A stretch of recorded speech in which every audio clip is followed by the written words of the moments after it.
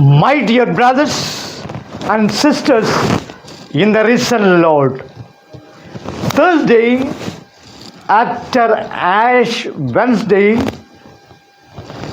6/3/2025.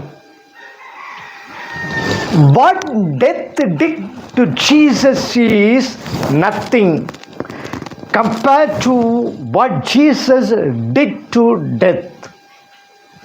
St. Thomas Becket, 1118 to 1170, was the Archbishop of Canterbury. He was a man who loved God and his people. When he became the Archbishop of Canterbury, he even doubled the almsgiving to the poor. He came in conflict with the King of England, Henry III. In a fit of anger, King Henry said, "Who will get rid of Thomas for me? Who will get rid of Thomas for me?" 4 knights took this as a permission to kill Thomas. These 4 knights came to Canterbury's cathedral and demanded to see the Archbishop, and the Archbishop was seated in his bedroom. The Archbishop knew that they had come to kill him. As they began to argue with him, they began hurl words and abuses at him.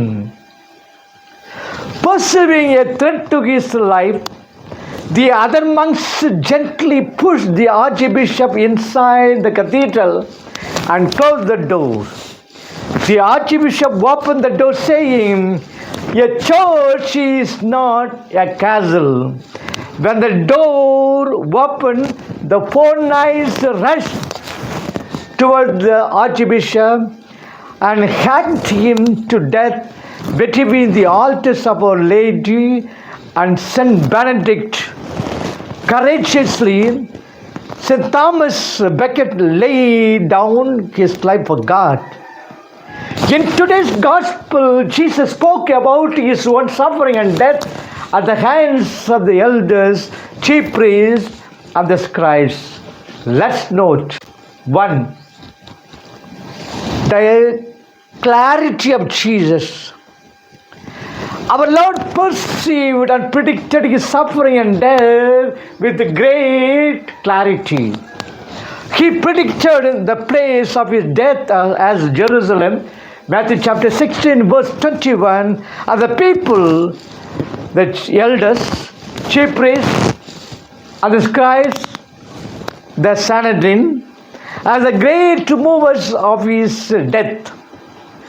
Although Jesus spent most of his life in Galilee, his death would be in Jerusalem, the capital city, the holy city. The death of Jesus was a sacrifice, and it would be offered in the only place where sacrifices were offered, Jerusalem. Jesus very clearly indicated the elders, the chief priests, and the scribes for his death. These leaders of the people, who were supposed to welcome and warn the long-awaited Messiah, were instead foremost in persecuting and crucifying him. It is a great tragedy that Jesus received his death from the very people who should have supported, approved, and acknowledged him. 2. The concern of Jesus. Jesus warned his disciples about his imminent death. The disciples accepted Jesus as the Messiah, but they expected him to establish a political kingdom and honor them with a share of power in that kingdom. If Jesus had been tortured and killed without any notice to his people, they would have been seized with terror. Jesus did not want to shock them by his passion and death more than his own pain of death on the cross. He was concerned about the path and fear in the hearts and minds of his disciples. Therefore, he repeatedly warned them about his impending death in Jerusalem. He foretold them about his death in order to forearm them for the great event. Third, the courage of Jesus. Our Lord Jesus knew for sure that his earthly life would end with his death on the cross in Jerusalem, yet he courageously went towards it.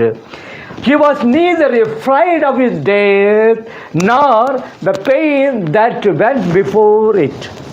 He was single-minded in his march towards his death because it was the very purpose of his sojourn upon this earth. Death terrorizes many men, but it did not frighten Jesus, and it should not frighten any of his disciples, the Christians. 4. The conviction of Jesus.